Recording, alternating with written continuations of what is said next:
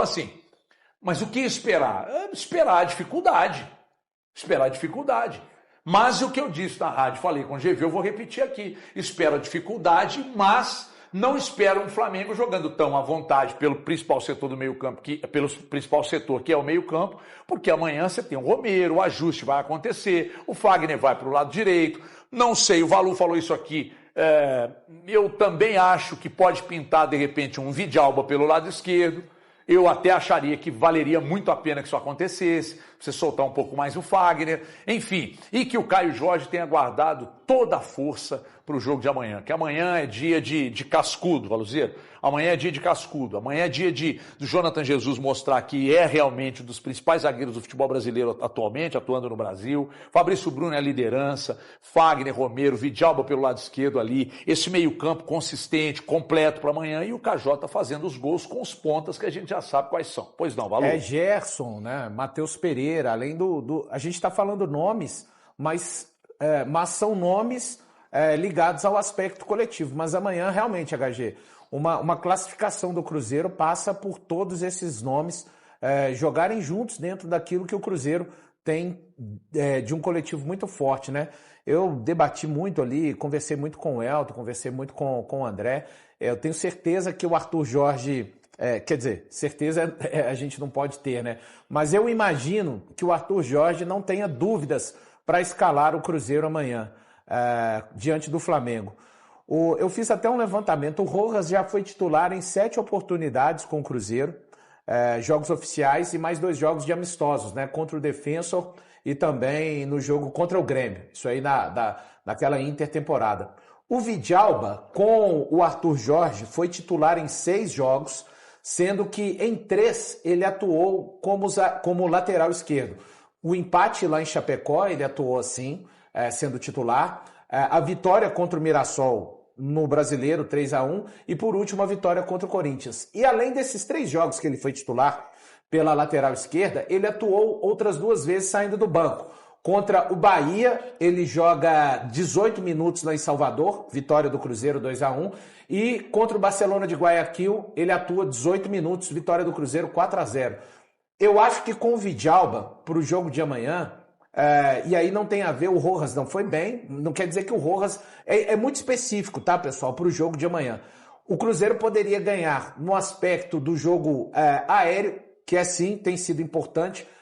A equipe treinada pelo Arthur Jorge, em 22 gols tomados, sofreu 7 gols em faltas laterais ou escanteios. Não são todos gols da mesma forma, tem gol que é do rebote, enfim, tem gol que vem de falta lateral, mas eu acho que o Vidalba ele tem aquela questão do cacoete de zagueiro. Ele que é lateral esquerdo de origem, depois virou zagueiro, mas ele está sempre subindo, ele tem um bom tempo de bola para a bola aérea, e ele também está sempre subindo ali com o cara que vai disputar.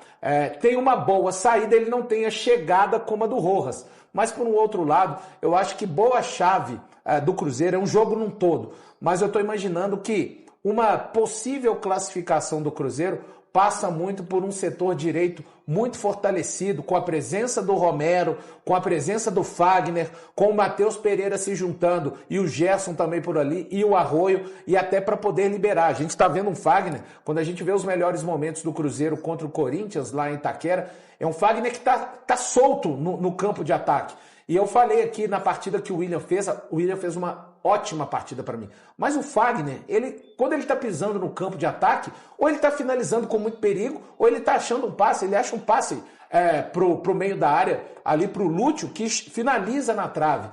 Então eu iria ali com o Vidalba do lado esquerdo, HG. Repito, não é queimando o Rojas, que não foi bem, mas é por conta do que eu acho que o Cruzeiro pode ganhar a mais com a presença do próprio Vidalba e até com o Fagner um pouco mais solto para também virar um meio-campista no campo de ataque do Cruzeiro contra o Flamengo. O Vidalba eu tinha te falado semana passada. Você não me dava razão. Você lembra disso? É porque você é muito precoce, né, Mas, Thiago? Olha só o preâmbulo que eu fiz. Eu trouxe os jogos que o Vidalba...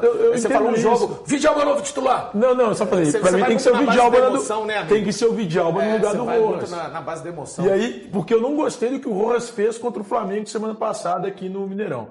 Pra mim ele foi abaixo do que eu pretendia. Opinião, quem tem compromisso com o erro. É isso aí. E aí eu tinha expectativa de que o Rojas fosse diferente nesse início de passagem no Cruzeiro. Que ele fosse mais próximo do que era o Kaique. Não que ele esteja mal ou seja mau jogador, tá? É porque nesse momento eu acho que o Vidal de fato tá melhor. Agora, quando você olha pro time do Cruzeiro, o Valu, eu tô 100% contigo quando você fala do Fagner, velho. Cara, impressionante. E no lance do gol do Cruzeiro, o terceiro, o segundo... Ele tá lá também. Ele dá o tapa no Arroio e vai. E aí o Arroio acha o Lúcio na ponta. Sim.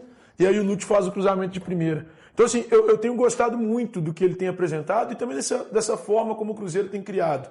Para mim, o Cruzeiro de 2026 tem feito bons jogos, especialmente depois da Copa do Mundo, e tem sido um time extremamente constante, velho, que eu acho que essa é a melhor palavra. O Cruzeiro é regular demais. É muito difícil você ver o Cruzeiro fazer um jogo muito ruim. O pior jogo do Cruzeiro, desde a parada da Copa, para mim é o jogo do Botafogo. E mesmo assim não é um jogo ruim. O Cruzeiro faz um início muito bom, depois tem uma queda, sofre o gol do Botafogo, e aí tem dificuldade, perde muito gol, vacila muito na hora de finalizar. Mas é um Cruzeiro que, para mim, tem sido muito constante pós-paralisação para a Copa do Mundo de 2026. É um Cruzeiro muito mais regular, muito mais constante do que era no início da temporada, quando era o Tite, obviamente. Tem uma coisa que sempre que há jogos tão importantes quanto o de amanhã, muita gente diz isso, mas diz com razão. Aquela pressão inicial do Flamengo ali, se você consegue suportar... Os primeiros 15? 15, 20 minutos, consegue suportar, tira um pouco do ímpeto, começa a igualar o jogo, aí o jogo vai se arrastando um pouco mais... Aí o Flamengo vai montando. A tendência, por mais que o Léo Jardim te conheça bem como joga, não seria de um Flamengo amanhã dando um pouquinho mais de espaço? Estou perguntando e não afirmando. Eu não imagino. O Flamengo aqui no jogo no Mineirão. Eu estive no campo, assistindo o jogo do campo. Eu achei que o Flamengo em algum momento ia pressionar o Cruzeiro. O Cruzeiro ia ter que sair a bola de tiro de meta atrás das placas de publicidade. Isso no Mineirão. E é uma característica do Jardim, aquela pressão que ele gosta de fazer com 5, né? Na verdade, ele faz uma pressão com 6. Ele coloca, aqui no Mineirão ele colocou Arrascaeta, Bruno Henrique. Aí ele colocava, pelo lado esquerdo, ele colocava o Lino, centralizado o Jorginho, pelo lado direito o Plata. E o Pulgar ainda sustentando essa pressão de 5 jogadores. Cara, ele vai vir para marcar o Cruzeiro assim... de novo, da mesma forma, muita agressividade, e é um dos motivos até que eu acho também, HG, que ele não vai sair com o Pedro. Eu penso que novamente o Bruno Henrique vai ser o cara. O Pedro não é capaz fisicamente de fazer essa pressão, e o Jardim sabe, ele conhece o Jonathan Jesus, exemplo. Ele sabe que se o Jonathan não tiver pressionado, o Jonathan vai achar bons passes e vai acionar Lucas Romero, que vai acionar Gerson e Matheus Pereira. E aí, cara, o Cruzeiro tem uma dinâmica de meio campo. Pessoal, fechando mais um vídeo do canal, peço vocês aí que deixem aquele like, tá bom? Você que chegou até aqui, muito obrigado pela sua companhia. Vocês ajudam demais o canal aí, dando essa força aí, tá bom? E para quem tá chegando e não conhece o canal, seja muito bem-vindo, já se inscreva, tá? Ativa o seu sininho de notificação para sempre ser avisado aí toda vez que sair uma notícia. Peço o seu like também, tá bom? Para dando aquele apoio pro canal continuar crescendo. Vai ser bem breve aqui, tá?